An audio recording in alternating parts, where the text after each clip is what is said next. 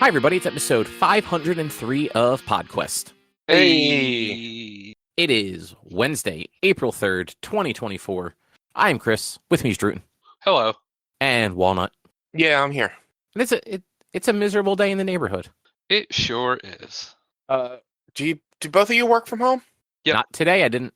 Oh, you didn't. You don't on Wednesdays. Drew, did you hear that loud thunder or loud lightning strike earlier today? I did not. Was it the one at like 4:30? It was like 3-ish. Yeah, 3:30, something like that. Yeah. So That was literally like right outside my house. there was one as I was coming home at about 4:30 that actually made me jump. It was so loud. Like I was I know coming through the circle. mine was at around 4 that I experienced. Actually, like- yeah, this one was probably closer to 4. It was Yeah. like between 4 and 4:15. It was honestly, it was just before 4 o'clock, but it was probably the same one because it was the only lightning strike all fucking day. But like I'm on the phone with someone with work, and I just see a flash out my window, and then I'm just like, fuck! Save my shit real quick, save my shit, because I don't have my UPS set up for my work. I don't have my UPS set up at all right now, but it wouldn't be set up for my work shit. Because I don't give a shit about work. But yeah, it was weird, and I missed the sun because we haven't seen sun in like 3 days, and it's just been gross out. Yeah. So my brother works at the ballpark. Mhm. The game was supposed to be 1 o'clock today. Got moved to 4. He's been there since 11, a little bit before 11:30. The game has now been moved till like 7:30. Mm-hmm. And it's all overtime for him today, Yeah. apparently. So he's like, fuck it, whatever.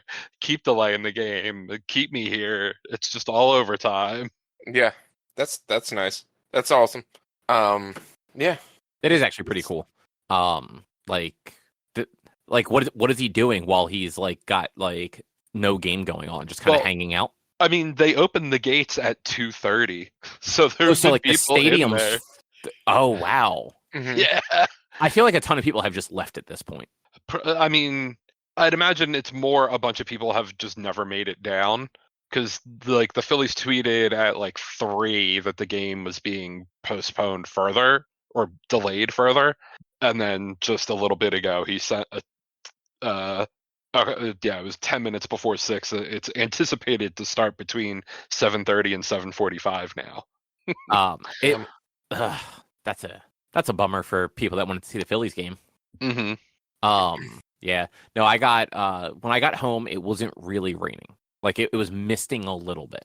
So I quickly threw on a hoodie and grabbed Ben to take him on the walk first.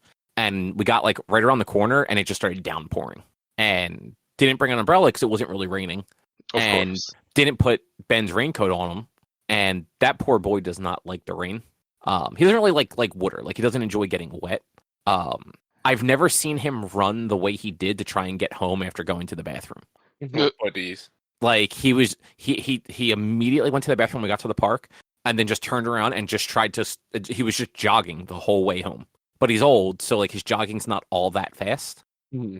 And like every once in a while, he would like stop to pee or something just for a second, and I would get like a few steps ahead of him, and he would just like charge forward. Like, no, we're not stopping. Just keep walking while I pee. It'll be fine.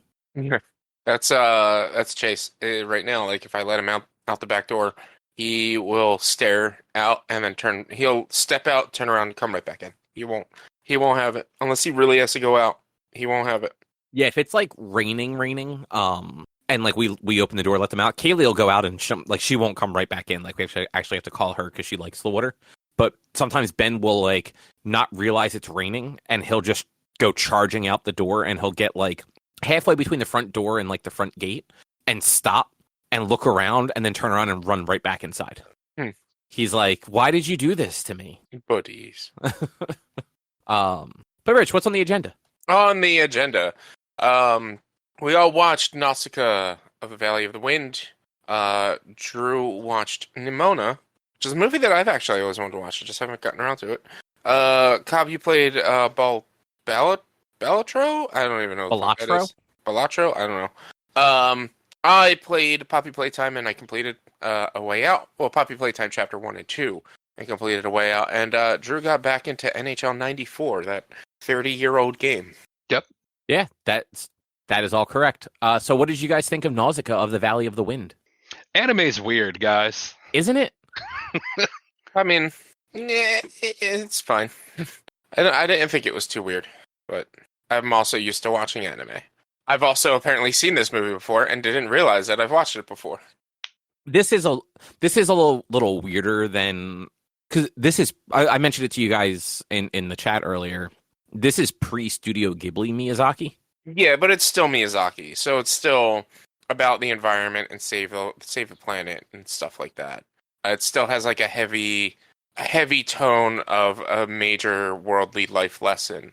Yeah, I more meant this is basically his first original work. Because the movie that he did, well, movie-wise, the only other movie he had done before this was Lupin the Third, Castle of Cagliostro, which is a Lupin movie. Yeah, like that is a licensed property, I guess you'd call it. So this is his foray into like original storytelling with movies.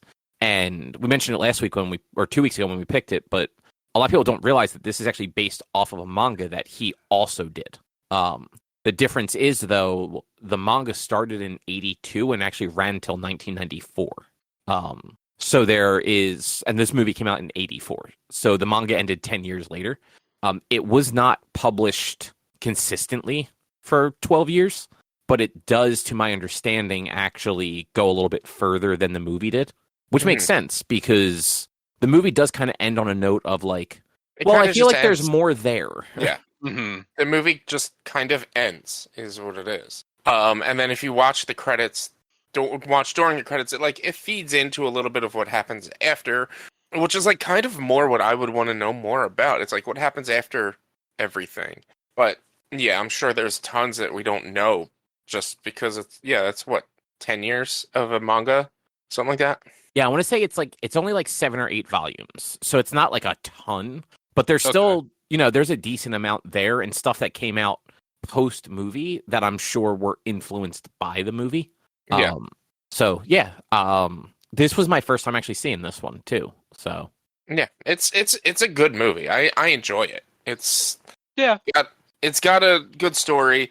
Animation wise, for the time that it's in, is really good. I mean, that's just Studio Ghibli stuff. And again, like just that early Miyazaki stuff, just stellar animation all around. It's, I mean, I watched it with English voice acting, so I don't really.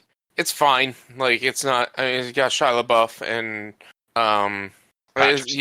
Patrick Stewart and Mark Hamill. So like, and the girl from Big Fish. I can't even remember her name. I looked it up, the casting, and I didn't recognize her, so I don't really care. I didn't really care.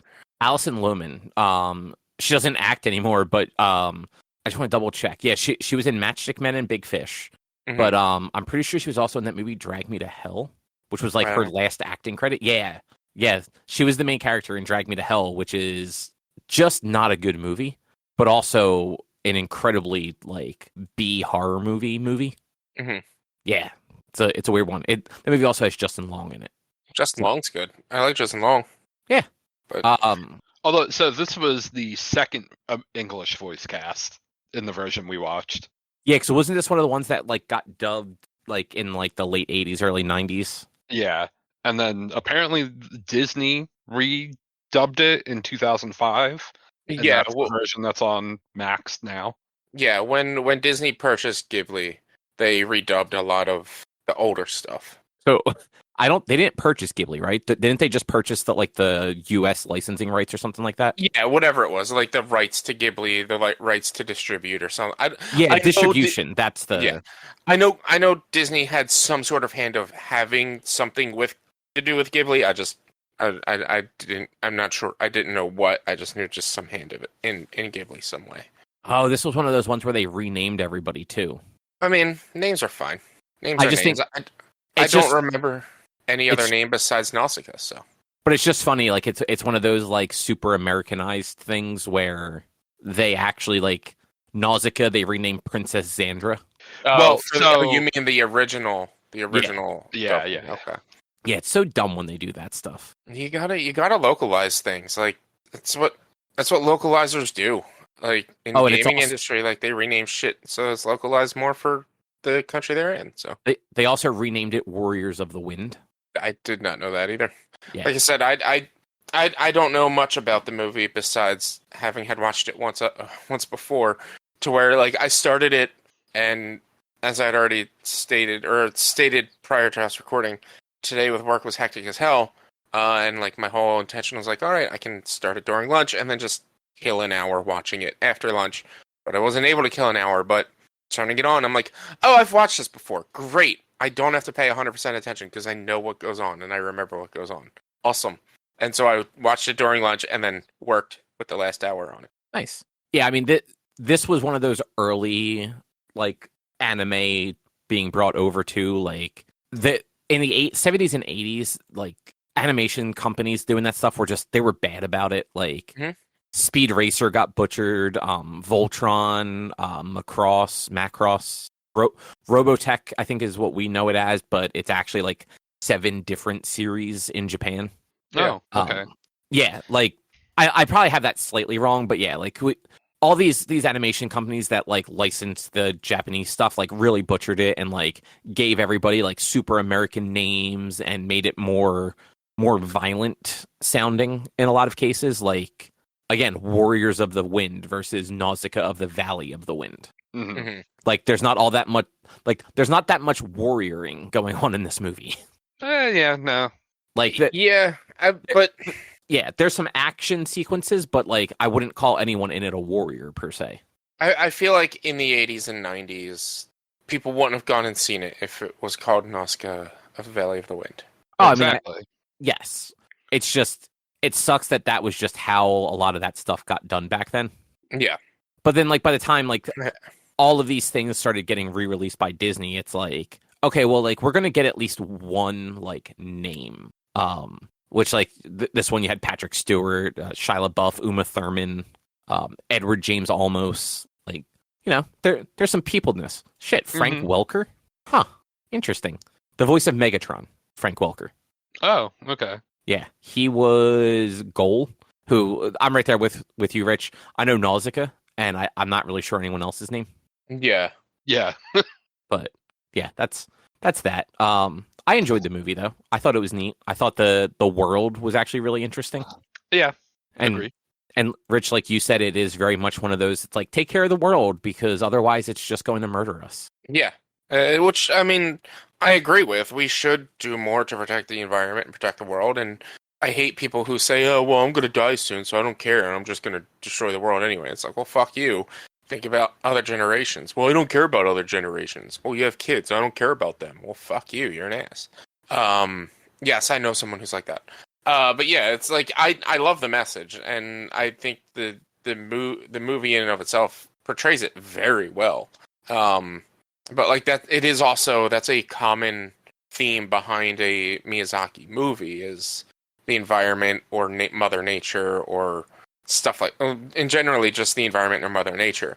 And then death. Death is another major Miyazaki theme as well. Yeah, that is true. But yeah, I've always wanted to watch this one and just for whatever reason never did, but I'm glad I finally did. Yeah. I didn't know, this was something I learned a couple weeks ago watching actually on Dropout, the new season. I didn't know that Miyazaki, like Hayao Miyazaki, the writer of Ghibli movies and creator of these Ghibli movies, he's a fucking douche and a tool and an asshole. Really? But yeah, he's an asshole. He hates anime. He hates animation. He's like, he is. You can find quotes of him being like, I want this to fail. I don't believe in this, and like he sucks. He's like a dick. And then you have, I don't remember his first name, but the other Miyazaki that a lot of people know, who is the creator of the Bloodborne Demon Souls movies, or not movies, games. He's like the nicest guy in the world and says like the sweetest, nicest things all the time, and he's just happy to be alive. But Hayao Miyazaki, he's like one of those, he's just like, I hate everything kind of things. But then he makes like the sweetest movies. It's the funniest thing. I mean, like, are we sure that all of those quotes are taken the way they're meant to be? No, he is illegitimately he is a jerk. In his wiki, one sentence here is he's particularly critical of Japanese animation, saying that anime is, quote, produced by humans who can't stand looking at other humans. That's why the industry is full of otaku. Okay, so he is judging like he fucking hates nerds. Yeah. Which I mean, like, look at a lot of anime out there and how just gross it is. Mm-hmm. Like for every fun show, and like even a lot of the fun shows have gross stuff in it. There are shows that are just like, yeah, this shouldn't actually exist. Mm-hmm. But like he talks shit on his own work. Apparently, he talked shit on his son's work. Like he doesn't like film and art in general, and maybe anime specifically too. But like I don't know, it's just there are I don't think the clip is on YouTube to share with you guys, but a lot of the dark and down shit that was said that you would expect to come from the guy who made Bloodborne, Demon Souls, and shit like that came from the guy who made Princess Mononoke and Hanyo. Yeah, I don't know. Like just glancing through this Wikipedia article, like I can understand some of his complaints.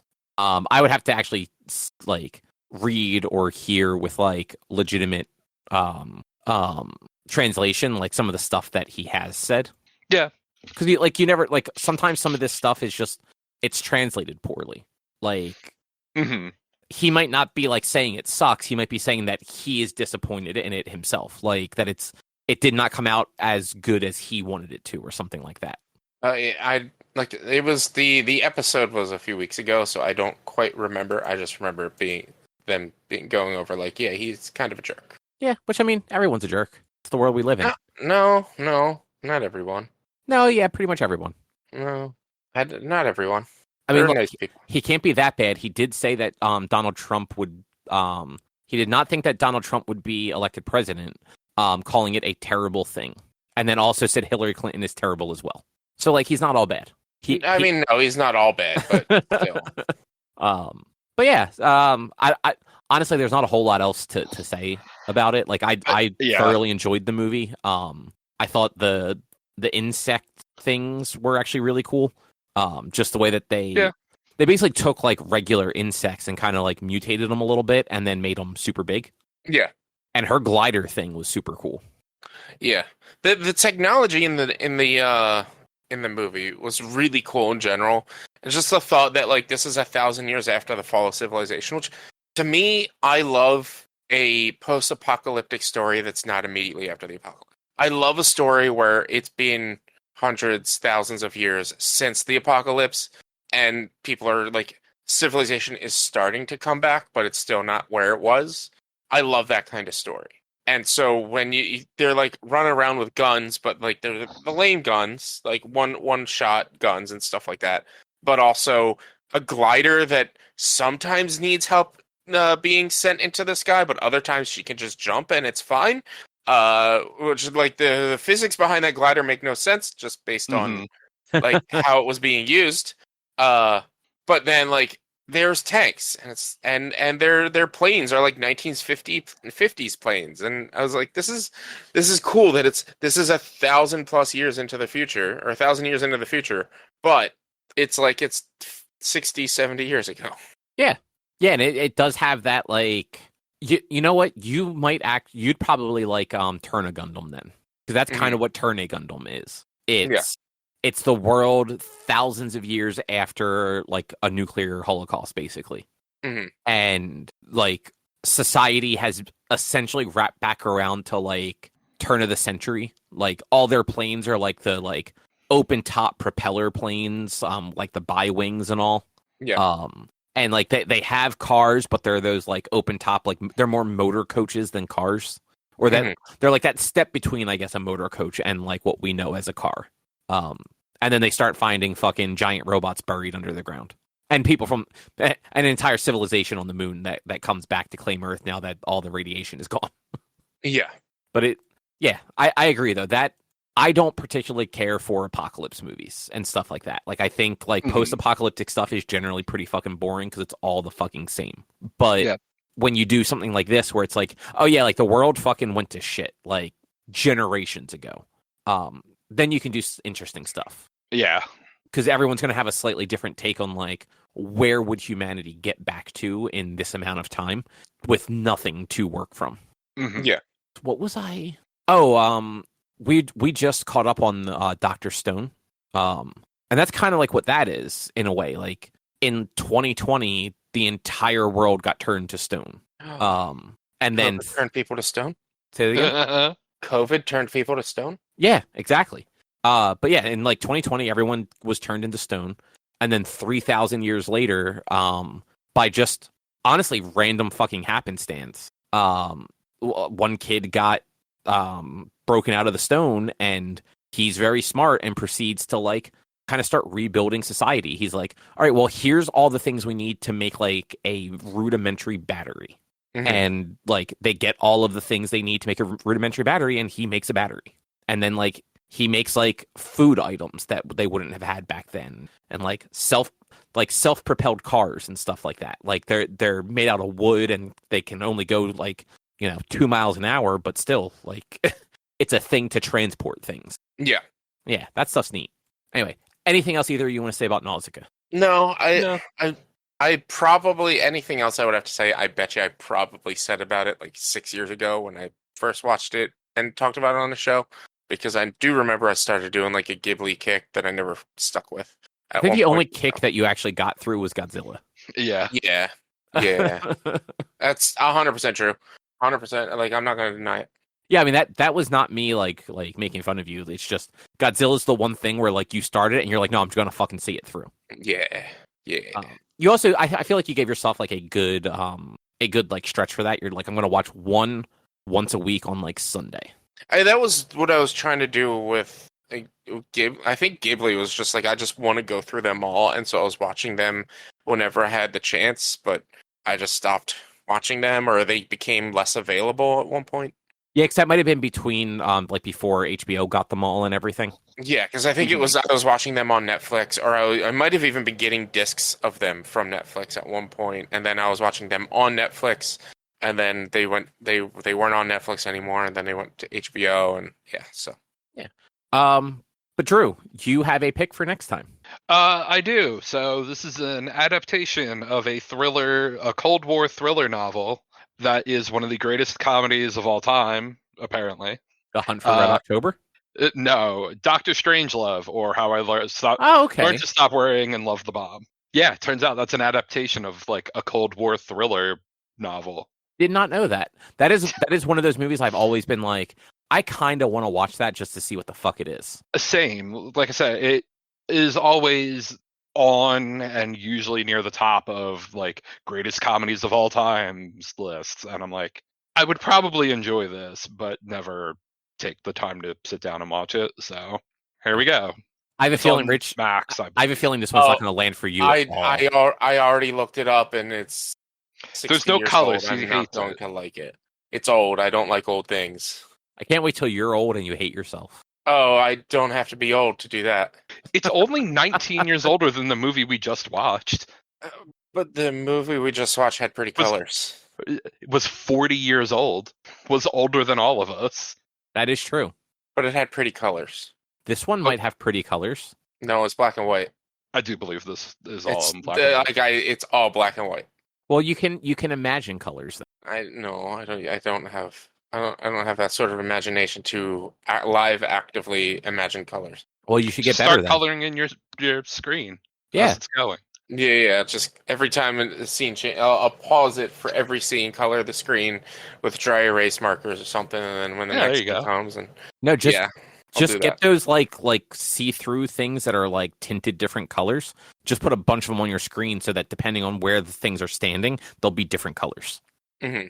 Problem solved. Yeah. But okay, so in 2 weeks on the 18th, we will have an episode where we talk about Dr. Strangelove or whatever the rest of the title was. How I Learned to Stop Worrying and Love the Bomb. There you go. That.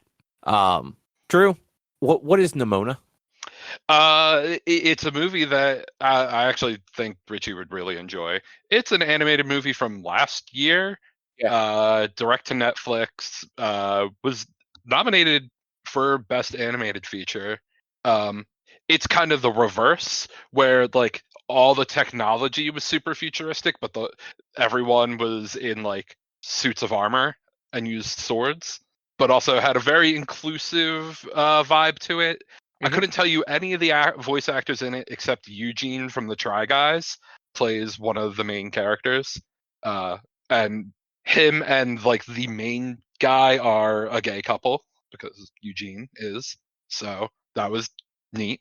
But it's about they are about to in this big massive city that's like walled in.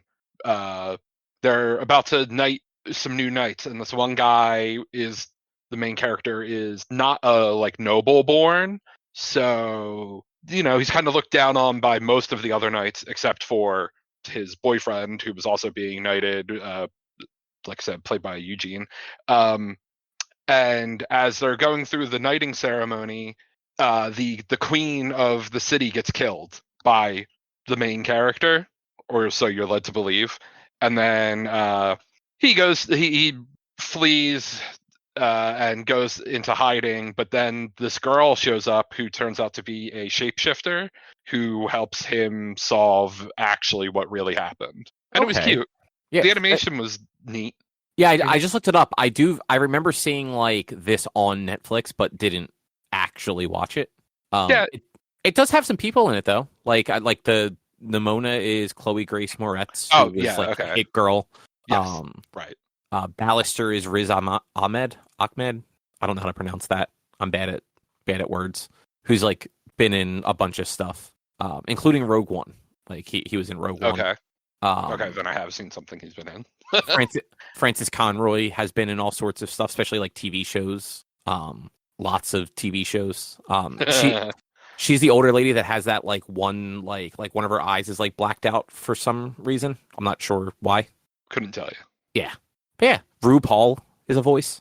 Oh, how about that? Everyone knows RuPaul. Mm-hmm. But yeah, it was neat. Like the animation was pretty good. The story was good. Like I said, it did actually kind of keep me guessing on exactly what happened and had a couple of little twists. I think it maybe went on 10, 15 minutes too long, but which is kind of funny because it's only 99 minutes. Yeah, it probably could have stood to be like 90 minutes and cut out a little bit of just like goofy fluff. Okay. I feel like 90 minutes is the right amount of time for like an animated film like this. Yeah. There were a couple scenes that kind of just stretched out a little too long, and then like you got an answer and then they would like I feel turned you in a way that maybe they didn't need to, or could have just changed some things to make it a little bit shorter, but it wasn't too long. Like we've definitely watched things that have gone on way too long. So, and I won't say that this was like obnoxiously long or anything like that.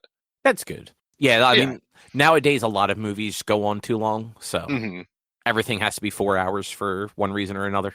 They need to put in plot twists that don't really change anything. They just sidetrack you for no reason. I was like, okay. Drew, this could have been your pick for this week. Is this an adaptation? This is an adaptation of a graphic novel with the same name, Nimona. Well, I mean, I didn't choose to watch this on my own, so that's fair. Then you didn't watch it on your own. Well, I was the only one in the room when I was watching it, but I was texting with one of my partners. She was like, "I want to watch a movie." I'm like, "Okay." Mm-hmm. She was like, "I was like, I don't want to pick anything." She was like, "How about this?" I'm like, "Sure, whatever." Nice. So we were texting back and forth during it. Like I said, it's cute. It's good. It lost to The Boy and the Heron, which is a Studio Ghibli movie. So brought it back around. It's all connected. It's all connected unintentionally. Yeah, but this actually sounds like it was probably actually not too bad. Yeah, like, it had some goofy, funny moments. It had like the couple of that joke was in there for the adults that are having to watch it with their kids moments, and then interesting art. There's always at least one of those. Yeah, exactly. Cool art style, cute story. We've watched better movies on this show, but I'd say this would be worth watching. Nice. Very good. It's no Paddington, but it's very good. I mean, not many things are Paddington. Exactly. All right. Well, Drew, do you know what Balatro is? Very vaguely. It's on my radar of things I want to play, but they've also announced that they're working on a mobile version, so I'm probably waiting for that. I mean, that's fair. And Rich, you have no idea what it is? No, I actually had somebody come to my stream as I was doing Queen's Blood and Final Fantasy and being like, "Oh, you're playing more Balatro," and I'm like, "No, I don't. What?" And then that's all I know of this. I'll give all I know real quick, and then you can go further. It's run-based poker. That's all I know. Yeah, it's everything I hate in games. It's a card game. It's a poker roguelike. Yeah, it's a deck building game, and it's a roguelike. Nothing about it should work for me. I love it. I hear it's good. Yeah. So it is. It's run based poker. I'm bad at poker, like at knowing what pokers they are. I guess it's like a 7-card draw sort of thing. Okay. I want to say you have a 7-card hand, and you have to make the best hand you can with up to 5 cards. Okay, that's poker. Yep. So, and the game tells you like what, like I think it's like you hit like so I'm playing on Steam Deck. You hit like the select button or whatever that button's actually called nowadays, and it gives you like, here are the types of hands that are worth points and how many like base points those hands are worth. Okay. So it's like pair, 2 pair, 3 of a kind, full house, like all the standard stuff. I don't think it actually has a royal flush as an option. So I'm assuming you just get the same amount of points if you have a royal flush. I haven't gotten one yet to know. I mean, straight flush, I'm assuming, is the highest that it has listed then. You know what? I'd have to actually double check on that. I don't know if they actually have a straight flush or if it's just flush and straight.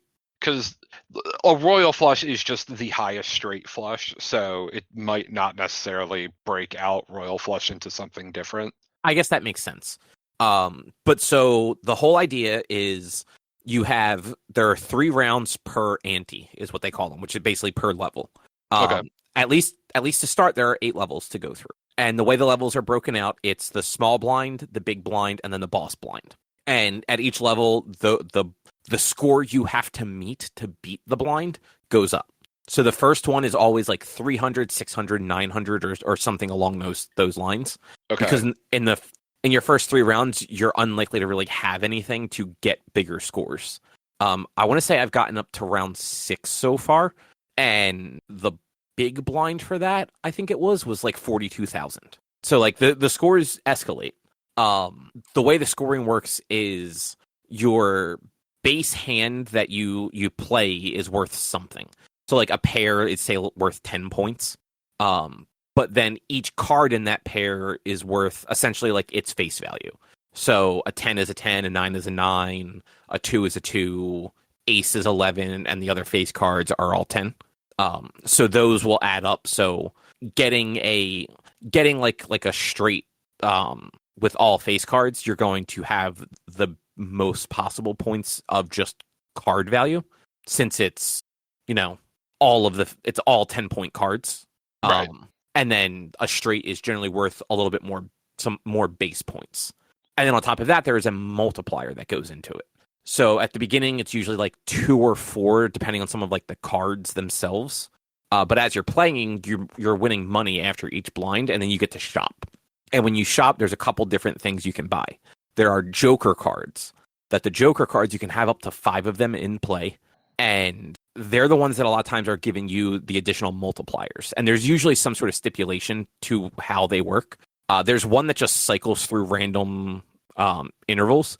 So it could be a 0 multiplier. I've also had it be like a 20 multiplier, like a 20 times multiplier. And it's just when that card gets activated, whatever it happens to be cycling through is what gets applied to that hand. And then you have ones that they increase every hand you play, that you don't play whatever your most played hand is. So in a lot of cases, like a pair or 2 pair are going to be the hands you play the most often, because they're the easiest hands to just throw down when you're trying to like get a better set going on. Right.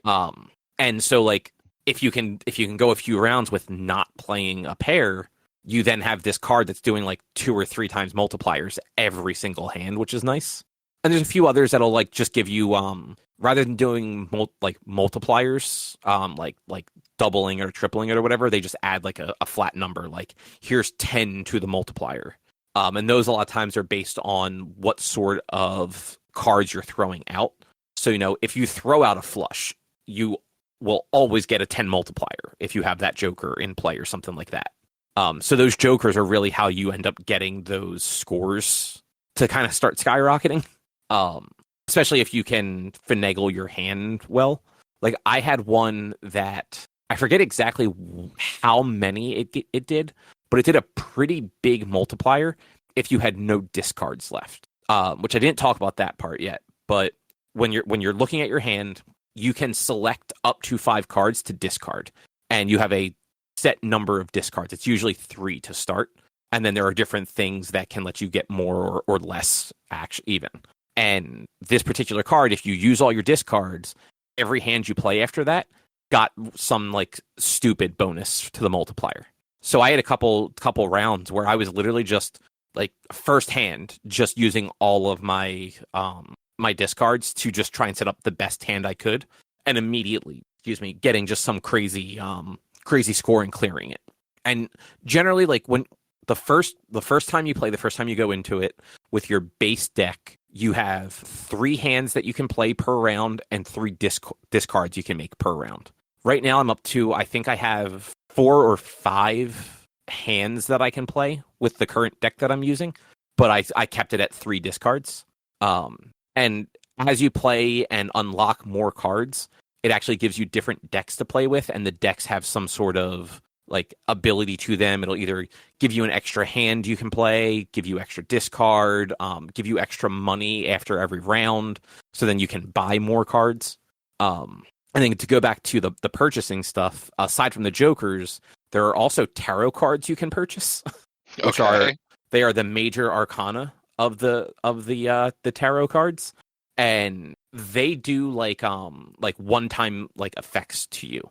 So one that I buy a lot is turn 3 selected cards into the same suit, and it'll be like a specific suit, like all diamonds or clubs or something like that, which is great if like you're trying to get a flush but you can't get like those last 2 you need. It's like, cool, I'm just going to turn all the cards into fucking clubs and then I have a flush. Right. There's also some that you can use on like 1 or 2 cards that will turn them into like a bonus card, which gives them additional point value. Sometimes it gives them multipliers added to them that, you know, it's a one and done sort of card, and they're usually fairly cheap. And then you can also buy booster packs, and some of the booster packs apply immediately. Other ones actually give you cards to add to your deck. So like it's just a regular deck of cards. It's 52 cards. But as you're playing, like I think the highest I've gotten up to is like 63 cards in the deck. Okay. So like at one point I had like 7 aces. And it's just you'll open one of these boosters and it'll give you 3 to 5 cards to pick from. If it's 5 cards, you usually get 2. If it's 3 cards, you usually get 1. And there are just basic cards, just like here's a 3 of clubs, and it's just a 3 of clubs. But then there are cards that are either worth like extra points or that are worth that give multipliers that do both. Like there are slabs of stone sometimes that you can add to your deck that have no value to them as a card. Like they're not going to make or break your hand, but they just add extra points to it. So like if you have like 3 of a kind and you have one of these stone cards, you can just throw that stone card out with it and get an extra like 100 points added to your total, which then when it goes to get the multipliers hit after all of that, you now suddenly have 100 extra points that are getting multiplied by whatever your multiplier is. Cool. Yeah, it's really cool. It's kind of, it took me like a few rounds to really like understand it, but like once I understood it, I'm like, oh, this is great. Like it's super easy. Like sometimes you like it's cards. So sometimes you do just have like a bad draw and you run out of discards and you're just kind of fucked. Like I lost on a round 4 yesterday to the small blind. I lost by 1 pair. If I would have had 1 pair in my last hand, I would have had enough points to beat it. So like less than 100 points basically. But I didn't. The most I could do was throw out a single ace as just like the high card. And yeah, like lost by like 5 points. And that one sucked because then roguelike, it goes back to the beginning. You lose all the stuff you purchased. And the best you're going to get is you'll have unlocked new possible like deck options and new cards that will show up in the store. Okay. Yeah, so the more cards that you purchase, the more new cards you purchase, unlock more things for you. Because you'll occasionally have cards come up that say like new card, like you haven't purchased this one yet, like discover it basically. And when you purchase that one, it gets added kind of to the overall like accumulation of things. And when you lose a run, it's like, hey, you've unlocked this new deck because you've purchased X amount of different cards at this point. Okay. So it doesn't carry things over, but it does give you it gives you something that makes getting back to those higher numbers a little bit easier usually. But it is all super random too. And I mean, like a hand of poker doesn't take that long to play. Like you can get through the all 3 rounds in like 5 minutes, unless like you're really like sitting there staring like, what is the optimal way to make these points? In a lot of cases, I'm just looking like, what are the most cards I can put down at one time? Because that is generally going to be the way to get the most points. Yeah. And I guess the last thing to say about it is the boss blind is it's usually the highest points you have to get to, but it also has some sort of effect when you go into it. One of the more common effects is it debuffs cards, which basically makes them not worth any points. So they still count towards your hand. So if you have 2 aces, and say for whatever reason, the debuff is all spades. So you have like a diamond and a spade ace, and that's all you have is that pair. You still throw both of them. It still counts as a pair. You still get the full score for a pair, but you only get 11 points for that diamond. The spade doesn't count towards anything. And like that can really fuck you if like you're just getting really bad draws and your entire hand just keeps being that card that was debuffed. Other ones I've seen are any cards that have been played in previous rounds. So like if you just had a round that just took all like 4 or 5 of your hands to win it, like you might not have that many cards left that are like actually worth anything. And okay. And I had one that you had one hand. Like that's all. You had one chance to score enough points to win. Damn. Yeah. And it was like you have your 3 or 4 discards. You had to like try and make that hand. You had whatever bonuses and buffs you could do between jokers and tarot cards. And you just had to hope that you had a good hand that you could kind of amp up with other stuff and boost it. But yeah, I want to say I'm at like 5 hours in it, which is unusual for me for like a game like that. Yeah. Like I don't know what it is. Like I don't like any of the individual pieces to this game, but I'm having a great time with this game. I mean, that's cool. I'm gonna be honest. I have not been able to keep track of anything you were saying. Good. My interest in the game dropped when you said poker. Yeah, I didn't think you'd enjoy this game at all. No. It's like when you talk about Monster Hunter. Yeah, well, I mean, maybe, but it's just like there's so many. You talked about so many different mechanics. I couldn't follow any of it. I couldn't follow any of the mechanics that you were talking about. Yeah, and you know, like it actually sounds way like harder than it is when you're playing. Because once you get in there and you're playing, like your first few hands, you're not really able to do anything. So you're really just making hands. And the game has like a quick tutorial that like makes you do the things once so you can see how they work. And then like as you're playing, it's like, oh, okay, so like this Joker is going to do a multiplier. I need multipliers. Like that is how I'm going to get the higher scores. Mm-hmm. But yeah, like just explaining them to somebody without anything in front of them, I could see how it would be very like, well, this doesn't. You just said a bunch of words. Like none of those words go together. Right. I mean, I feel like that's slightly the case with almost anything. Yeah, I mean, you're not wrong, but I think there's, like Richie said, he doesn't like poker. So for him, like a lot of like the poker side of it, it was like an immediate checkout. And then like if we were talking about just like a regular game, like Hades, for instance, like another roguelike, like you can kind of explain that stuff and we would both get it for the most part. But explaining like cards and discards and all that stuff can Yeah, it gets confusing. I get it. It'd be like us describing Queen's Blood to you, Drew. Like I Queen's mean, Blood. again, like when you get to the point where almost anything, like it's so much harder to explain things without the things in front of people, even if it's something very simple. Yeah. Like even just poker, which is a pretty simple game, to like really break it down without having like actual cards in front of you, it's like, yeah, I can try to explain this, but it's going to be harder than you seeing it. Yeah. Yeah, So, definitely. So you put what you said, like 8 hours into this game, Cop? Something like that? Like right around 5, like 5 under 5 hours. So has the like strange meta macabre storyline made itself present to you at all in this No, game? I haven't gotten to that yet, so I'm assuming you have to get through the first 8 antes, and I'm up to 6 or 7. I don't know if there's actually a strange meta macabre storyline in this. I'm just making fun of Final Fantasy more so than anything else. Oh, so they wouldn't be took surprised if there was. They took that from Inscription and made a meta. I feel like they stole the idea of Queen's Blood, or at least the storyline for Queen's Blood, from Inscription, which is just this strange, weird, meta macabre storyline that goes on when you play the game about the game that you're playing in the game. It's so weird. I didn't know there was a storyline to it. I haven't had time to actually play Final Fantasy in like 3 weeks now, 2 weeks. Like I'm still at the Gongaga reactor. I finished the Queen's Blood everything. That last match sucked. I had to look up a strategy for it. I mean, if it's not required, I don't do it. So I'm at that point almost. But I have also completed pretty much everything already. But I'm anybody who asks me if they're gonna play, if they should play the game, I'm going to turn on and say, don't do everything. Don't do everything. Just play the game. I mean, that is my recommendation for all games. That's not my recommendation for all games. But we talked about this last week, and I'm gonna stick with it. I'm gonna like push it down a little bit further this week. I looked it up.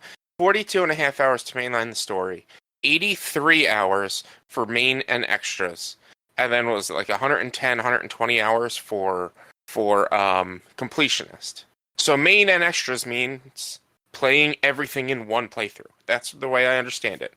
So when you're going to sit here and tell me that it takes twice as long to play and beat the game if you do all of the bonus content, that means 50% of your game is worthless. So then, to me, you can't grade that game higher than a 5. Because half that game does not matter. So then, what's the highest you can rate Monster Hunter World? A 2? No.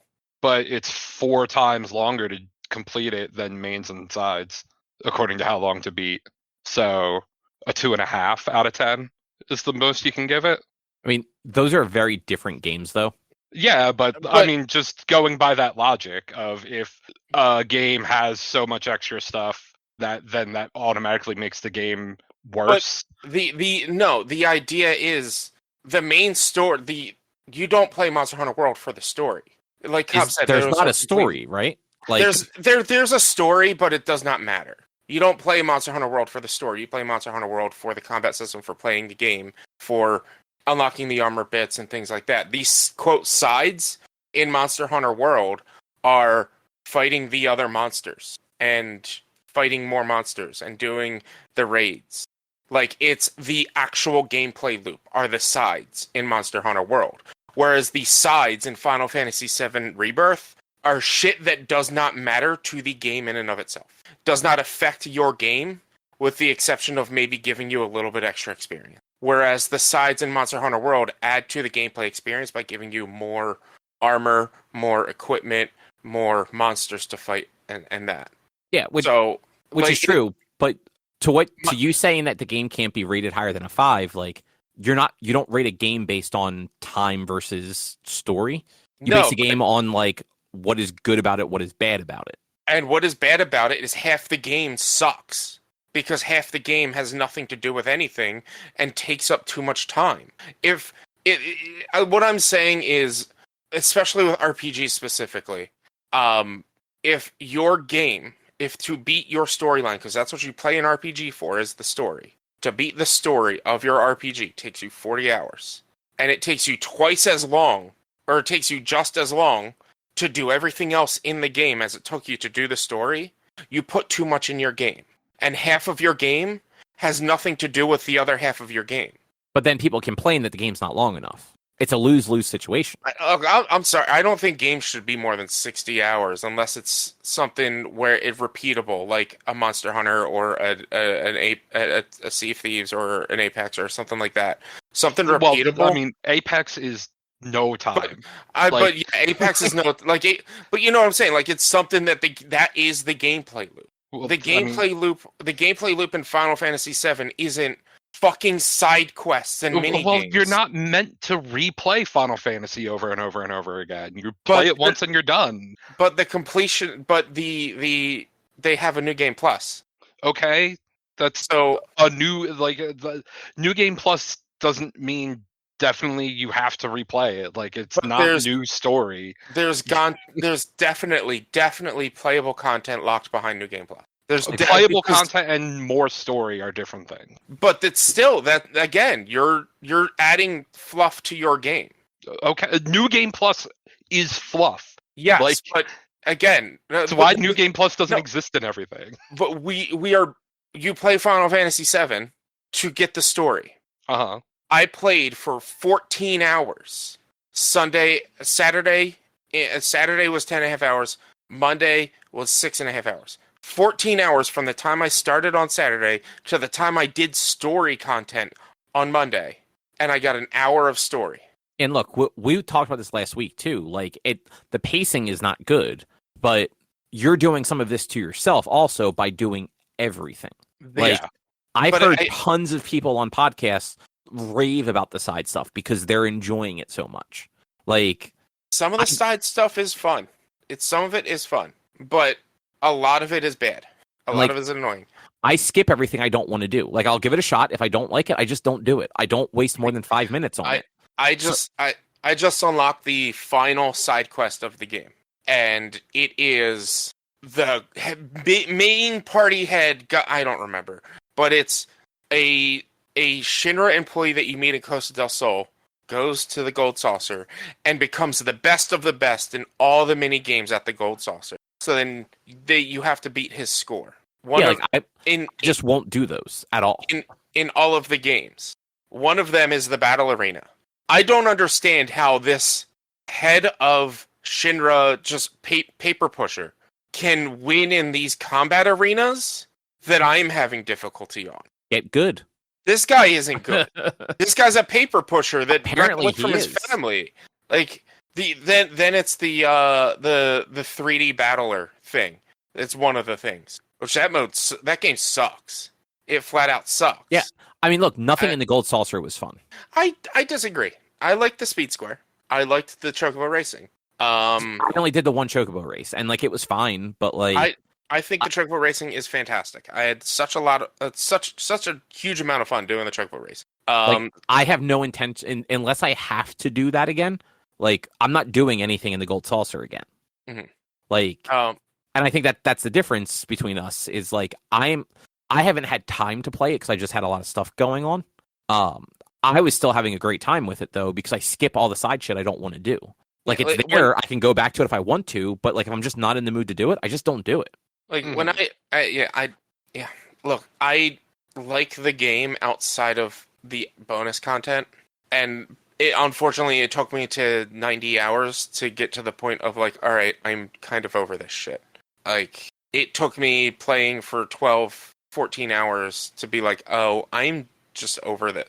No, what really got me was at one point you return back to Costa del Sol, and then they unlock a new side quest, at least one new side quest in every region. You mentioned that last week too, yeah. Yeah. That's all stupid. And then here's the worst. Here's like the thing I think is the biggest, most egregious thing to this game to get to what they can do. The battle arena, when you go to the Gold Saucer, at the point that I'm at, it unlocks a bunch of new matches. 12 of them you can't do till you beat the game. All of them, their rewards are, here's a potion, here's an ether, here's an AP book. Nothing else. You have to beat the game to get a fucking potion. Yeah, I mean, at that point, those are just there as like stuff to do post credits. Yeah. Like it's giving you, they're trying to give people a reason to go back and do things after the game is done, and it's just that stuff doesn't appeal to you. Final Fantasy VII Remake was so fucking good. I mean, this So one has fucking been good. too. You just burned yourself out doing everything. Yeah. I did everything in Remake. Yeah, I but played remake that was game half- twice. It was I played that a game much twice. smaller scope. Well, and that's my problem though. I'm at 80 hours on top of the 35 that I put into Remake, and I'm not even on disc 2 yet. Aerith is still fucking alive. Well, spoilers. Yeah, seriously. Like, that's my problem with this. That's where I'm so happy to have a remake of this game, but you're Look, going just way too overboard with some of this shit. There's not that much actual shit that happens post Aerith dying. Like, disc 2 is pretty fucking short. Then why do we need a third game? Sephiroth. Capitalism. That's why. I mean, yes. Yeah, but Like, look, that's 3 bullshit. 3 games. But then each disc should be each game. The disc 2 essentially doesn't fucking exist. I don't even remember what the fuck happens. Well, actually, I guess it's 2 really is disc from 3 doesn't exist. yeah. Like disc 2 3 is just the world's open, the weapons are here. Okay, go to Yeah. the end. literally disc 3 is going to Crater. Yeah. That's And, all like, disc 3 is. Finishing if I up remember anything that you hadn't done yet. Yeah, disc 2 was from the fall. I believe from the ancient city, all the way into Crater and Crater falling and And then rescuing Cloud and getting the super high wind, like going all the way up to the super high wind. Once you get the super high wind, once he pushes the big red button on the high wind, that's chapter 3, or that's disc 3, which is just going into Crater. And getting going into Crater is the only thing you actually have to do. Yeah, that's that's where it's like, okay, go do all the side stuff that you can go do, which do the chocobo racing, do the underwater shit, do the this, do the that. Like that's Yeah, right. but it's you have had a year of playing too many RPGs. Yep. And on top of that, like, burn yourself out on a game trying to do everything. Like, I get it. I mean, that's just how I play every game. Well, most games. The only game I haven't done this with was Lego City Undercover, but that's just because I didn't really care to do everything in that game. And Yeah, but think about Like- this, though. For the last, year and a half, you have been complaining about RPGs because you just keep playing them because people are just like, hey, I'm voting for you to play this game, and you're just like, fuck. well, I mean, look, yes and no. Like, there was really, when it comes to RPGs, there was only 2 RPG requests, and then somebody bought me an RPG that took me 4 months to beat. But that's what I mean. Like, you had a bunch of long stretches of, like, you had Tales of Arise, and then you had Star Ocean, and then you had Baldur's Gate. I think you still have another Star Ocean coming up, right? And then you Yeah. played Shenmue. Yeah, I mean, well, it was Tales of Arise, and then I did Remnant 2. Tales of Arise, Star Ocean, Divine Force. Then it was I played Remnant and Remnant 2 kind of back to back to each other. And then Final Fantasy 16, which I didn't hate. Oh, right. I had a good time playing Final Fantasy 16. I enjoyed all. Only person in the world. That's another game that, like, I did all of the content. It got monotonous and repetitive at the end.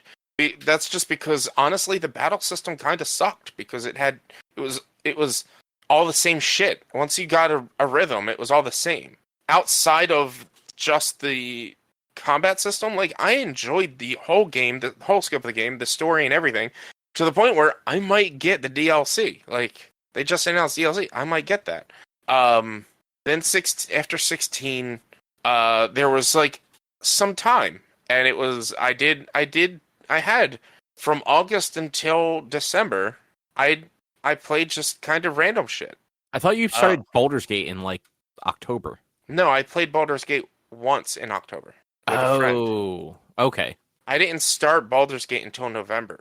I did, like, some Starfield. I just dipped my toe. I did, like, 2 sessions of Starfield.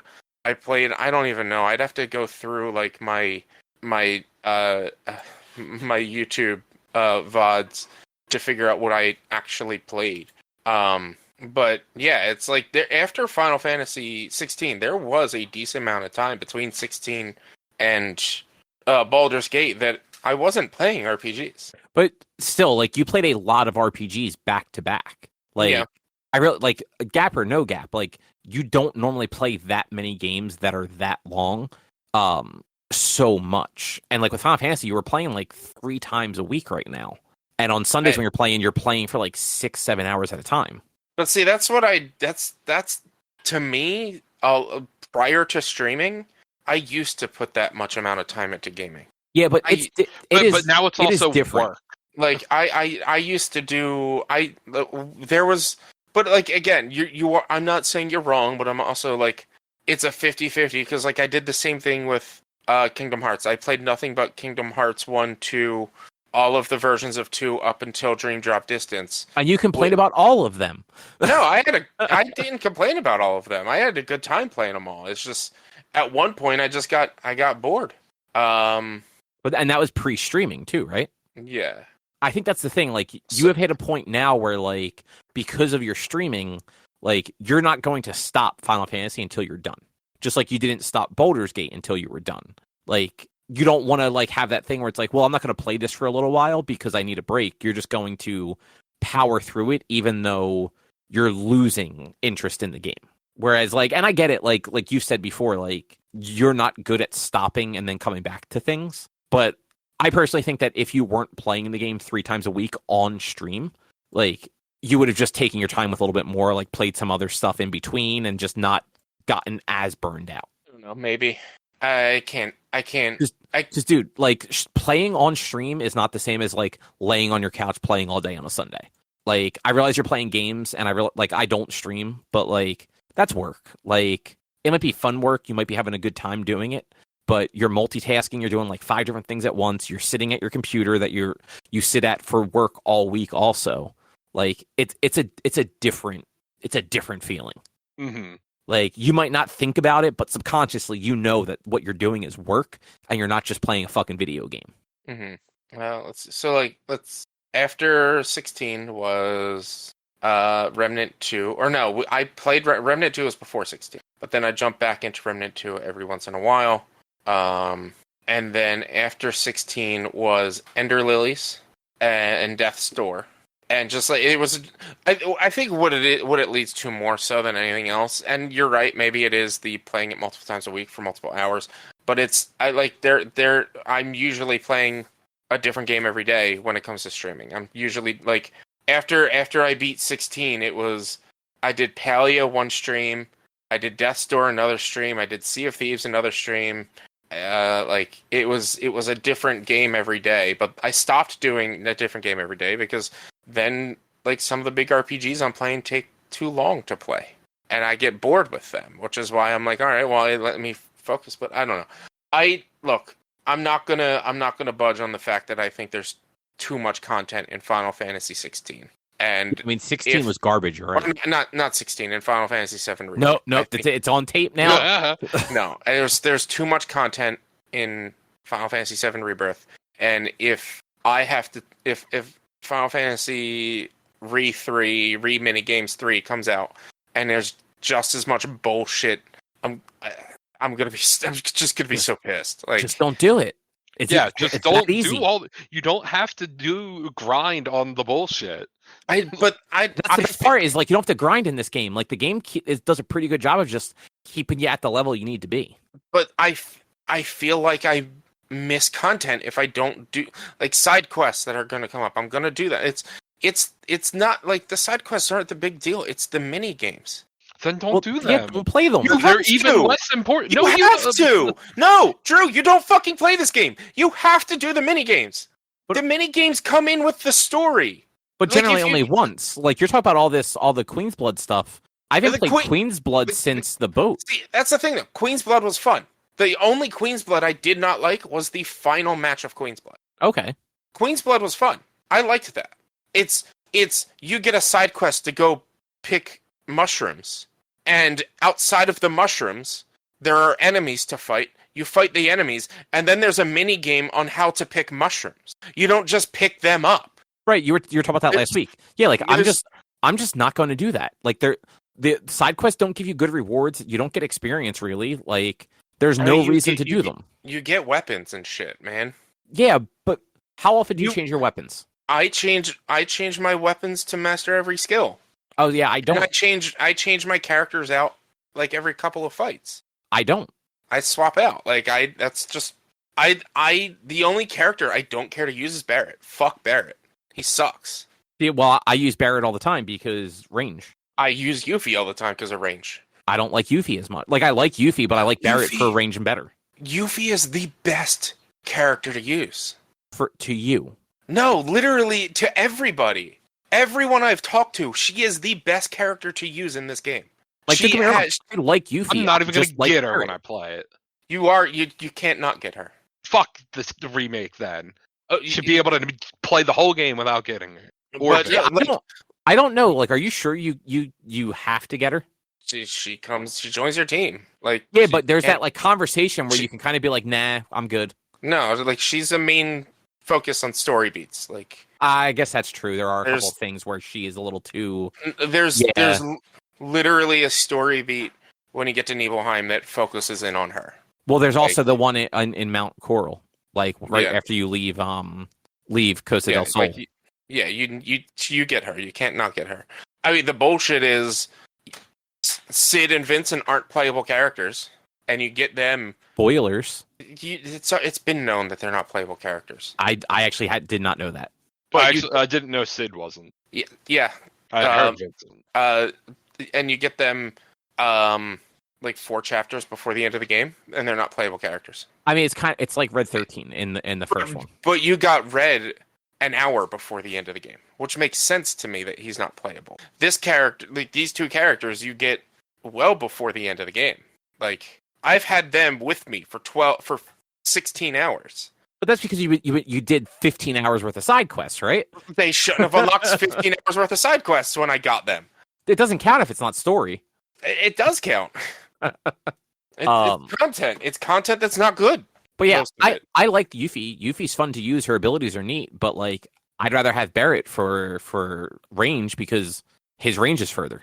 Yuffie's range is across the entire arena. I don't know. Her like whenever I'm fighting with her, she always like moves into the enemies. Like I have to purposely move away from them again. Are you throwing her chakra? Yeah, like I throw her spinning star and then I use her one of her ninjutsus to like change the And then are you hitting element. Are you hitting square to use the elemental attack? Yeah. She should not be moving closer unless you're hitting triangle, which then she dashes to her chakra that she's already thrown. No, I don't hit triangle because I don't have the her weapon anymore. Or maybe her chakra has come back to her because her chakra's not out the whole time. Yeah, I mean that's entirely possible. But her chakras are out for me for the entire fight because that's how I have set her up for. Yeah, I don't dislike her. I would just rather use Barrett. Like it's opinion. I think Barrett sucks. He's slow. He's clunky. He's just boring to fight with. You just hold square. He just holds square. He's very good at getting the stagger bar up. Sure, I get the stagger bar. I get the stagger bar up faster with Cloud than I do with. I don't use Cloud at all. Like I mean he's there, but I only switch to him to use an ability and then I switch away from him. I can't fucking stand fighting with him. I mostly swap between Barrett and Tifa. If I could take Cloud out of the party, I would, and then I would put Yuffie in there. Mm-hmm. But I use Barrett to get the stagger up, and then I switch to Tifa to just fucking destroy them. Yeah, because Barrett has 2 abilities. One of them is like just his regular overcharge shot, and then he has like 2 other like abilities that just knock the stagger bar up a bunch. And then if I have Tifa, I have Tifa set to automatically do Unbridled Strength on herself. So by the time I switch to her, she's got all 3 levels of that charged, and I just knock them out real quick, and then I can usually have enough ATB to then refill them twice and hit them 2 more times. Mm-hmm. So like they're a very good combo. See, I don't know. I pressure pretty much every enemy, and then it's a quick pressure. And then a focus thrust, and 99% of the time with the first focus thrust, they're already staggered. I don't think I I don't know if I have You have focus thrust. focus thrust. You have. Was that it. weapon ability that you had to master, or was it just a starting ability? I'm 99% sure it was a starting ability. But I know I had is- it for a while, but I never used Cloud's weapon ability, so I never master them. He starts with Braver. He starts with Braver, triple slash, and focus thrust. Okay, It's like his first weapon. You have it. I have Braver and triple slash for sure. Like those are his only two abilities I really ever use, and then like the magic ones. But I have not mastered a single one of Cloud's weapon abilities. Yeah, you're missing out on not mastering some of these abilities, man. I don't use Cloud. Like I don't find him fun. Cloud's the only real ability I use of Cloud's is Firebolt slash. But I'm talking Yuffie. She's got she's got Doppelganger, which is amazing because she does twice the amount of damage. I just haven't unlocked that yet. And then she gets Windstorm, I think is what it's called, which pulls enemies into her. And so if you pull enemies into her, throw her chakra, and then attack, there's a little circling chakra around her body as well. So she's dealing damage with her chakra that's on the enemy, the chakra that's circling her body, the doppelganger that you're attacking with, and the magic that you're attacking with at the same time. You're doing like 6 times. She is OP. So I don't have either of those abilities. Yeah, you're missing out. But let's move on. Because I'm also 42 hours behind you. No, you're only like 10 hours behind me. I'm not even kidding. Like, I think I've only leveled up Yuffie like 3 or 4 times so far since getting her. I don't think I've gotten that many. And like the party basically levels up together, so it's not like it's just her that isn't leveling up. Mm-hmm. But like I focus a lot of the stuff on like the team attacks and like HP and things like that. I literally forget the team attacks are even in this game. Oh, I use them all the time. I forget about them. I didn't know that how they worked until I fought an enemy that required team attacks to stagger. Yeah, I didn't understand how you fill up the bar for team attacks. I read every tutorial. I swear I did, but I don't remember them saying, "Oh, every time you use an ATB a thing, it charges your team attack thing, and that's how you call your team attacks." So, I didn't know that. I'm not talking about the synergy ones. I'm talking about the other one. What, the holding R1 and using those things? Yeah. Yeah, those I don't use them at all either. I use them all the time because that anytime you have an enemy that is like in the air or whatever, it's the best way to get Tifa up to people because Cloud and Barret and I think everyone else like flings her into the air. Mm-hmm.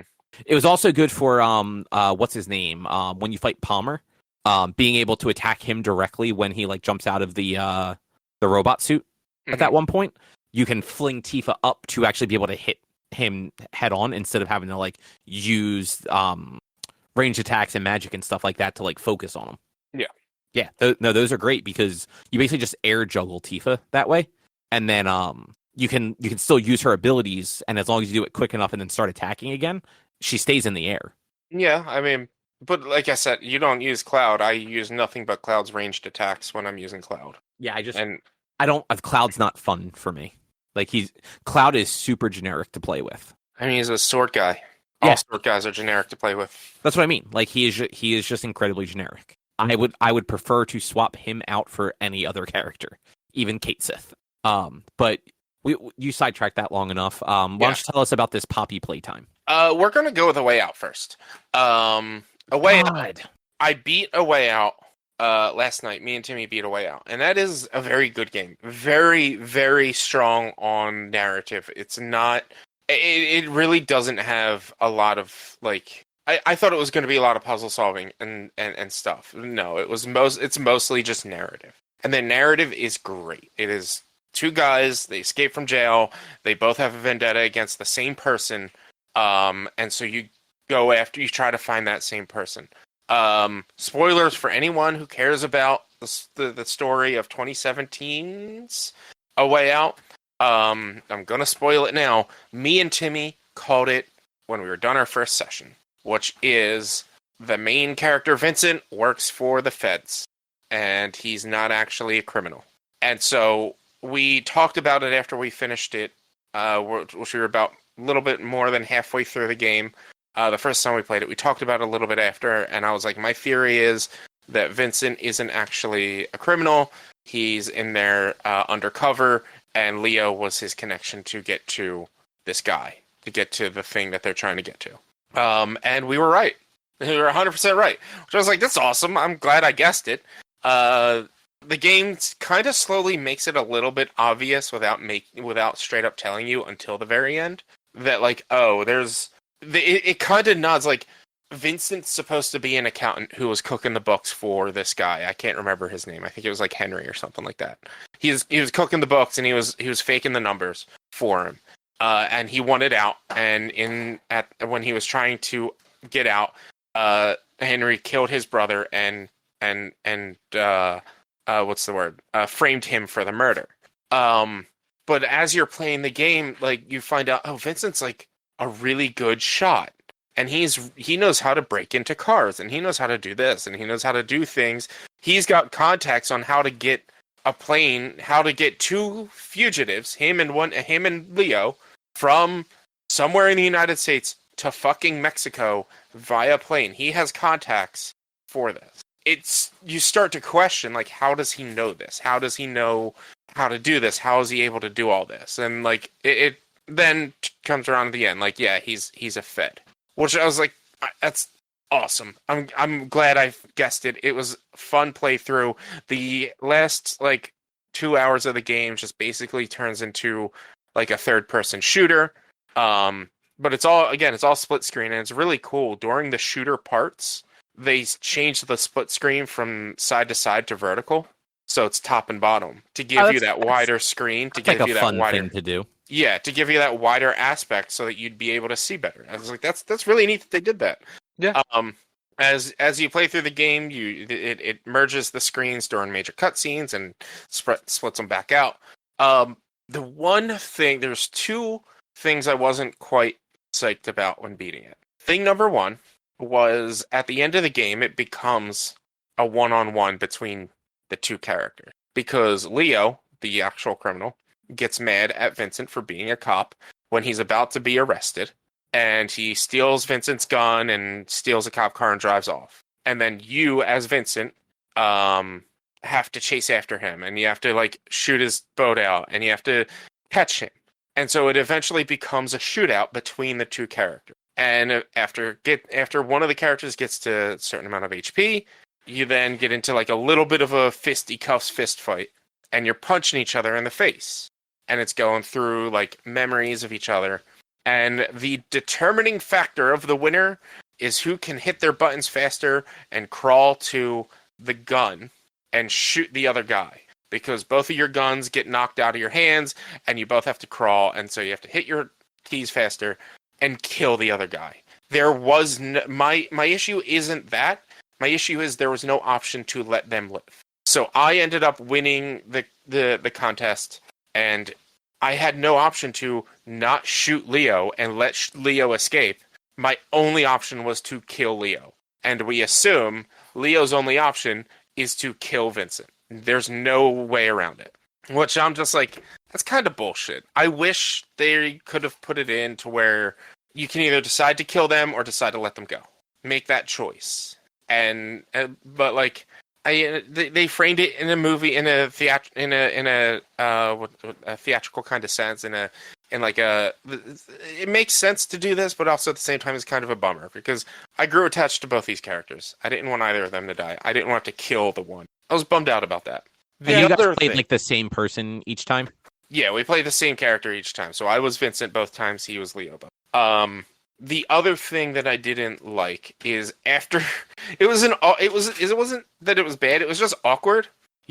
When Vincent shoots Leo in the chest and Leo drops to the ground and the fight's over, like Leo gives Vincent this look of recognition and puts his arm out, and Vincent puts his hand down and they shake like, yeah, we're buds, even though I just killed you. And it was weird. Because that's like, to me, I'm like, well, why couldn't I just let him go? Why couldn't I have just been like, all right, I'm done. I'm just going to let him go. All right, punch me in the face, knock me out, shoot me in the leg, and then go. You'll never see me again. Because at the end, Vincent retires from the FBI, and like he ends up telling Leo's wife, like, oh, here's what happened, because you meet Leo's wife throughout it. And it's just like, they build up all of this like brotherly compassion and love for each other and like both characters just reacted in that end sequence that didn't really seem in character. Vincent didn't really react to how it seemed in character. Leo reacted a little to how it seemed in character, but it kind of felt like they just forced the issue to have both players fight each other.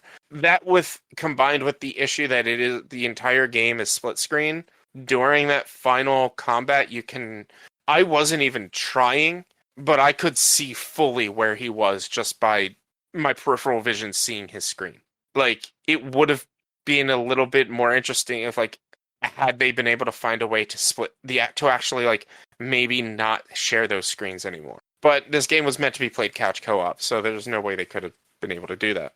But other than that, like, the narrative, the game was great. It was a very fun game. It wasn't as puzzly as I was expecting it to be. Really? Yeah, there was, like, there weren't really any puzzles. Like, there was one sequence that was weird where you have to torture information out of a foreman, a worksite foreman. And it was just pretty much, here's a bunch of things, quote, torture him until he talks. And so we would grab the things and we would walk up to him like, I got this thing and I'm going to do a thing to you if you don't tell us where it's going to be. And then you drop it and you go grab another thing. And it was like, that was awkward and kind of unnecessary. And then, it was mostly sequences like that. Like, oh, we need to repair this car. Let's lift the car. Let's put the wheels on. Let's screw it tight. Let's charge it. But, like, there wasn't really any puzzle to it. It was just, the game marks where everything is. So you just go pick it up and put it where you need to put it and do what you need to do. It wasn't like puzzle solving. Oh, yeah. I assumed it would have had more puzzle. Yeah. One of the cooler sequences in the game, though, there's a sequence in a hospital. And this is like the only time it's ever done this where both characters are trying to escape the hospital in different routes. And so instead of having it split screen, it would have Leo be controlled for a bit. And then it would phase away from Leo and have Vincent be controlled for a bit. Full screen the entire time they're doing. I was like, this is a really cool, like, because it's like a no cut sequence where like it just goes from here to, like, one of the cool transitions was Vincent runs off into a door and it transitions into the security camera where it shows Leo in another situation. And I was like, this is like a really neat sequence. But like there wasn't really too many of those like cool sequences like that. But it was overall the game was fun. Well, that's good. I'm glad you enjoyed it. Yeah, it's good. The other game I have to talk about, or games technically, is Poppy Playtime Chapter 1 and 2. Poppy Playtime is a mascot horror game, kind of like Five Nights at Freddy's and stuff, but this game takes place it's essentially like a factory that develops these toys, these Poppy toys.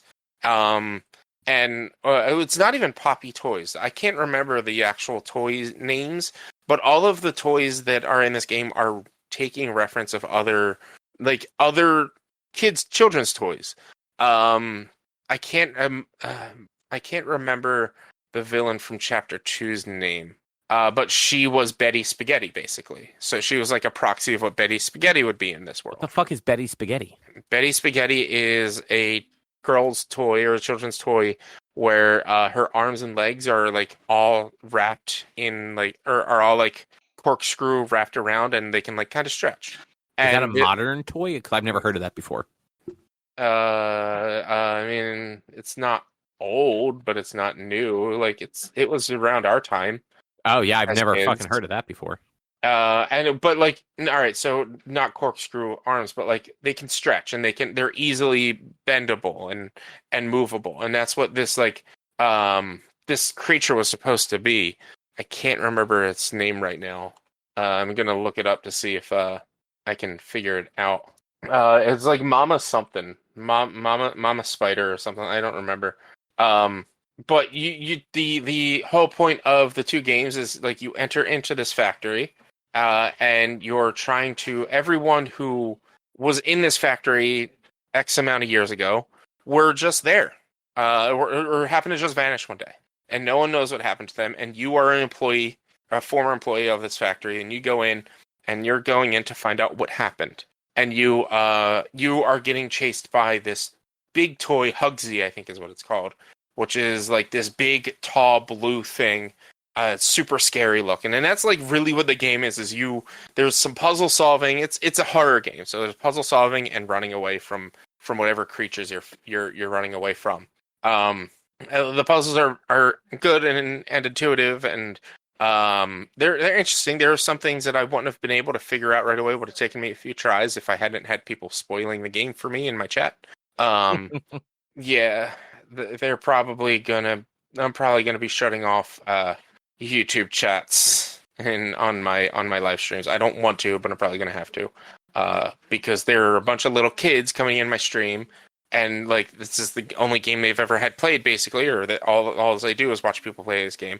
And when I mean little, I mean like 10 years and younger. Even though I have my stream set to not for kids, and now I even have it set to 18 plus for my streams. These kids are still watching, which means they're using an adult's account, or they just don't have their birth date on their account. Or maybe it's saying you have to be 18 years or older to watch, and they just click yes. I don't know. But like there was one sequence where I'm running away from the villain in Playtime 2, and you have to hide from her at one point. And I couldn't figure out how to hide from her, and so the idea is to run and then hide inside like a furnace. Which I'm like, man, you don't want to hide in a furnace because they could turn the furnace on. Why wouldn't you, if you're trying to murder the thing, turn the furnace on just in case they're in the furnace? Like, to me, it doesn't make sense to hide in the furnace. But yeah, it's an interesting game. The story, is they were testing out kids to see like how smart they are or something, and all the kids are like probably orphaned or something like that. I don't 100% know, but it is very interesting lore that I do want to read up on. The first game is free. Chapter 1 is free. However, it's only about 45 minutes to an hour long, depending on how long it takes you to play. Chapter 2 is about $10, something like that. Yeah, $10. And Chapter 3 is like $15, and they get progressively longer. They're all not just an hour long. Okay. Chapter 2 took me about 2 hours or so to beat. And they have just some fun little puzzles and things like that to try to figure out. And it was really cool. Was it scary? Did you get scared? There were a few times that like I did react to being scared. It's very atmospheric. So there are like some tense moments in general. There's not a lot of real jump scares, or at least unexpected jump scares. After you reach a certain point, when you replay a sequence so many times, trying to figure out how to escape from something, it doesn't become scary anymore when they catch you. That's fair, yeah. But there were a few times where like I did get a little bit of a fright or a little bit of a jump, but it was more of the atmosphere of the game that really got me scared than it was the actual jump scares in game itself. Cool.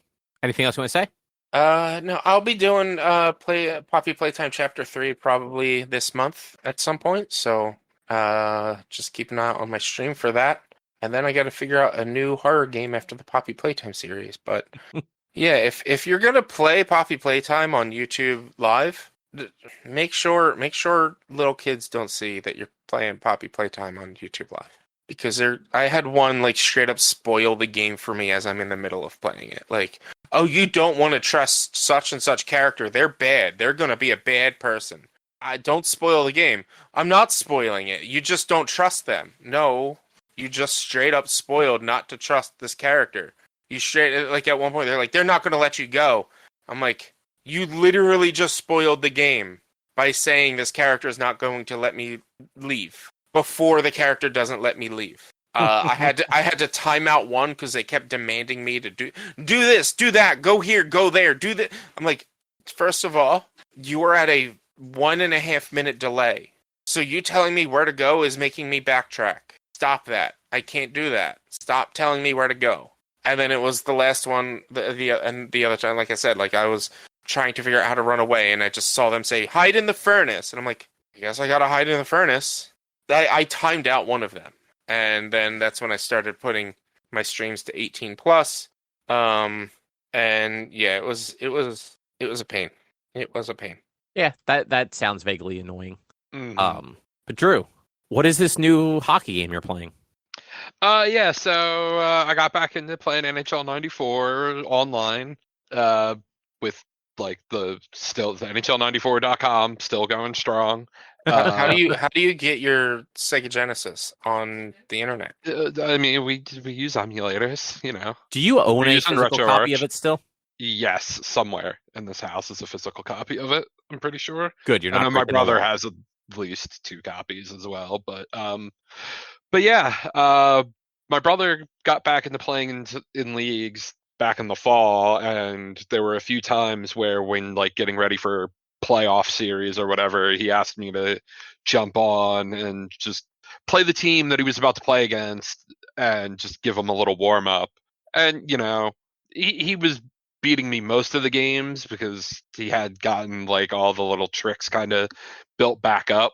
And like I can even going back and looking at his record, like the regular season, he did okay. He was like 26-14 or something, but then went 12-0 in the playoffs. Or Oh, damn. no, he went 12-2 in the playoffs to win the championship. But he swept in the first round, won in 6 games in the second round, and then swept in the championship. So clearly, as the season went on, he started to get better and better. Yeah. Um, Good for him. so that made me like be like, all right, you know what? I've been in the lurking basically in the Discord that they have for like 3 years now. And like at one point last year, my brother was like, "Oh, yo, get in here." I'm like, "Dude, I've been in there for like 2 years. What are you talking?" I just like would lurk, like I said, and finally I was like, "Okay, I'll get back into shit." I played 9 games last night and won all 9. I'm thir- I'm 13-2 right now after 15 games, and so for this season, uh, they split the leagues up a little more to have smaller leagues, so more people would have the better teams.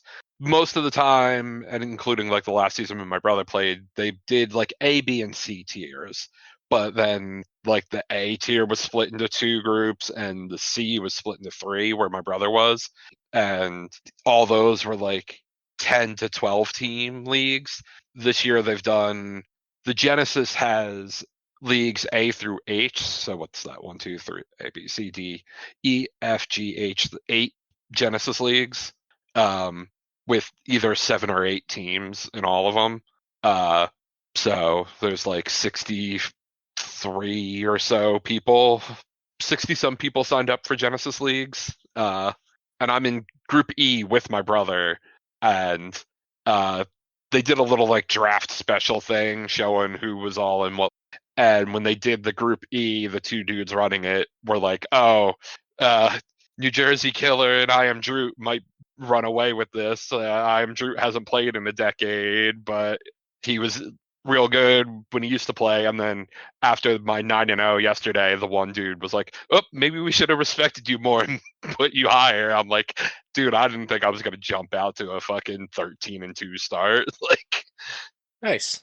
and plus, like I said, they put me in with my brother who won his league last year, so it's like not like it was a crazy spot to have put me. But yeah, I'm off to a fire start, and like they've gotten real deep with shit. There's a dude who has like a ratings system.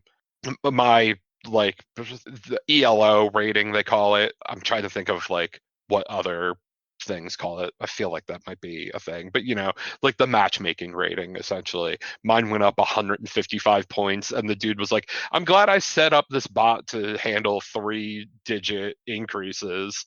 Nice. That's quite the climb there too. Yeah, I mean, you know, you win 9 straight games, it's going to increase rating a lot. And then he was like, "I don't know what would happen if you jumped over 1,000 points in a day." I'm not sure if I accounted for that scenario. And I was like, "Challenge accepted," but also not really, because if I went up 155 by winning 9 games, that means I would probably have to win like 40 games in a day to get to 1,000 plus, and that's a lot of games to play in a day. I mean, how long does a game usually take? I mean, not that long. Yeah, we play 5-minute periods, at least in the classic league. So like Classic League is just using the base ROM. People do all sorts of ROM hacks and updated rosters or redraft of leagues and whatnot. But I'm just playing in the Classic League right now. So 5-minute periods, no offsides, penalties are on. But I'm also I don't think 5 minutes is actually even 5 minutes. I think the clock runs slightly fast. But Okay. Even if it is actually 5 minutes, It's 5 minutes. It's 5 minutes. With goals and all, maybe a game takes 20, 25 minutes, but that's probably, again, even stretching it. Right. I feel a little bad for I played all 6 of my games that I had with one guy and then 3 with another guy. I kind of feel bad for the guy I played 6 with. I don't know, is ever going to want to play against me or my brother again. He's now 16-0 in games against me and my brother, or 0-16, I should say. He has not beaten me or my brother at all. Oh, that's funny. And it's like, oop. So you two are now his nemesis? Yeah, I think so. Even if he said otherwise, I think there's a little bit of like, please don't put me in a league with them anymore. As it should be. But yeah, it's been fun getting back into it. There's a lot of people in that Discord from back on the forum days and fucking AIM and whatnot. So fun to reconnect with some people after like a decade. Nice. Wow, has it been that long since you played it? The last time I was in a league was spring 2013. So like 11 years. Yeah. Damn. Yep. Oh. So I feel like you played it like more like that you were in a league more recently than that. It felt like it, but nope. Went back and looked, and it was 2013 because I still have all that's up on the website, and so it's fun to be able to go back and look. Although I'm just mad that back then they don't have the statistics for each. Oh yeah, so you could go back and look and see how you did. Like I can see my record, but I can't see what my players individually did, where they've like updated the website and the tool that scrapes the save state to pull all the data from to pull all the player stats out of now too. Even that though is actually pretty cool. The fact that it actually like still has like something. Yeah, right. Like from 10 years ago. Mm-hmm. I just want to know, how did I win 30 games as the Flyers? They're a kind of bad team in 1993, but the first season I ever played in anything, I was the Flyers and I went 30-10 in my 40 games. So I'm like, how the fuck did I do that well with the fucking Flyers? But I don't know, because like we didn't pull those kinds of stats, so it is what it is. Yeah. I mean, like those games were coded differently back then too. Yeah, and then like I said, the tools that they use to like scrape all the info out of a fucking ROM save state. It's pretty wild that you can just upload this ROM save state and it instantly pulls all this detail out of it. Yeah, it's cool what people figure out how to do with that sort of thing. Mm-hmm. Nice. Well, anything else you want to say about NHL 94? Nah, I mean, if anyone ever played NHL 94 back in the day, there's a Facebook group, there's a website, there's a Discord. Join. Come play. There's new people joining all the time. They specifically recently started doing a new players league. So, always cool to get more people in. Excellent. And unless you guys have anything else, that's probably it for this week. That seems good. Rich? No, that's it. Okay. Well, you were quiet. I didn't know if you were looking something up you wanted to say. No, I was scratching my ear and just wasn't paying attention. Excuses. So in 2 weeks we will be watching Doctor Strangelove for our book club. Next week we have a special episode where we talk about Daggerheart, the Critical Role new tabletop system. Darrington Press is their game development team, so it's Darrington. Nobody knows that though. It's Critical Role. Critical Role knows. Anyone who knows Critical Role knows that, and it's just want to be as accurate as possible. I know who Critical Role is. I had no idea that it was called Darrington Press. Even though it's owned by Critical Role Incorporated, it's Darrington Press is their game development team, and they've made a bunch of games, and they have made the Daggerheart game system. Yeah. So next week we'll have a special episode talking about that while I am away. Hopefully that all goes up on time. I already have the stuff scheduled, what can be scheduled at least. But other than that, if you'd like to find more of our content, you can head over to www.one-quest.com. You can also help us out by supporting us at patreon.com/onequest. If you can't support us there with dollars, though, you can go to your favorite podcast platform, Apple Podcasts, Google Podcasts, Spotify. Rate us, review us, subscribe. It all helps. You can also find us on social media, facebook.com/onequestonline or at @1_quest on Instagram and Twitter. Our YouTube channel is youtube.com/onequestvideo. And you can always send us an email to social@one-quest.com. And Rich, what's your streaming look like? Twitch.tv/b_walnuts. We're on video game streaming Monday, Tuesday, Thursday, and Sunday. Next, either Monday or Tuesday, depending on if I beat Final Fantasy VII Rebirth this weekend or not, I will be doing a Lethal Company stream on the 8th or the 9th.